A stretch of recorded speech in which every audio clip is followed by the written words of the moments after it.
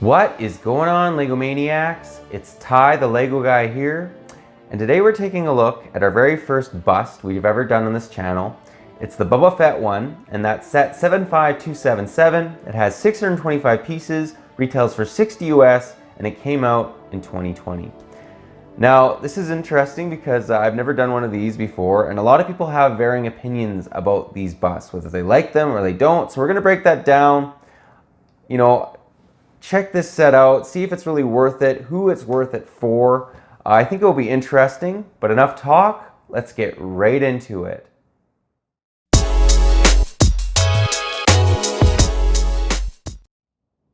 And to start us off, we obviously got to take a look at the box, and I have to say, this looks like a very premium, fancy box. There's no other way to say it. I love the fact that they have Boba Fett's insignia on the top of the box. Boba Fett, Star Wars. It looks great. Has all the details on the bottom. Just a very clean looking box. I also love the fact that this is 40 years of The Empire Strikes Back, because as of 2020 it actually is 40 years, which is kind of cool. And then in the back it shows its one feature, which we'll get into.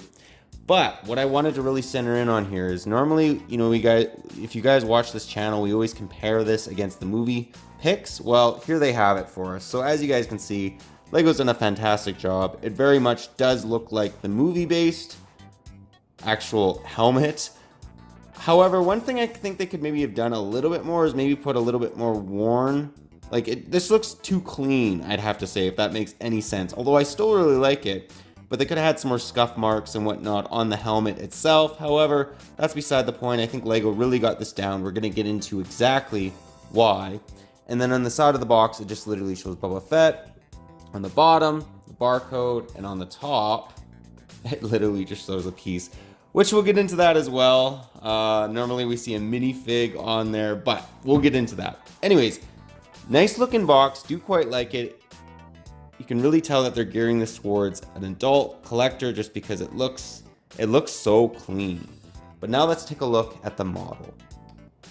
And here she is. So to begin, let's just give you guys a 360 view, the actual helmet. And I have to say, very, very nice looking. This was actually quite an enjoyable build as well. There's no Technic in it, no stickers, and it just looks really, really good.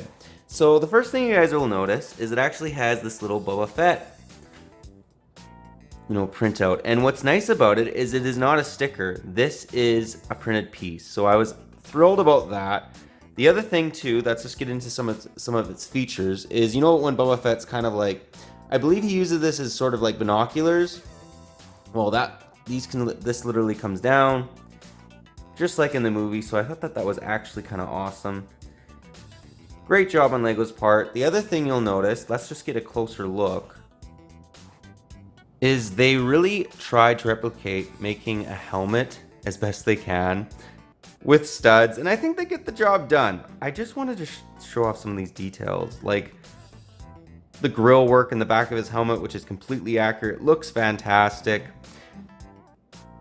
I love his little antenna, all the detail going on right here.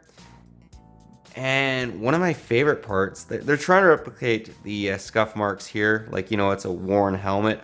I just think it could be on this model a little bit more. And then I love the side. This looks great. Look at all the detail. Fantastic. All the yellow and green, just like in the movie where he has all those yellow stripes on his helmet.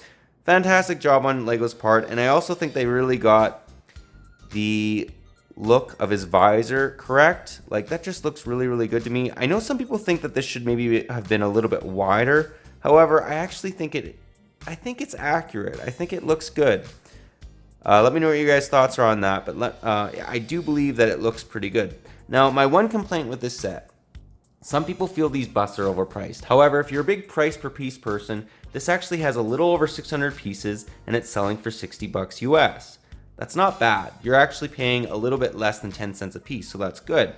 However, I really think they could have included a Boba Fett exclusive minifig with this. I know it's geared towards adults. However, we have minifigs in UCS sets, so why wouldn't they include a minifig on this? I just think that's a little bit odd.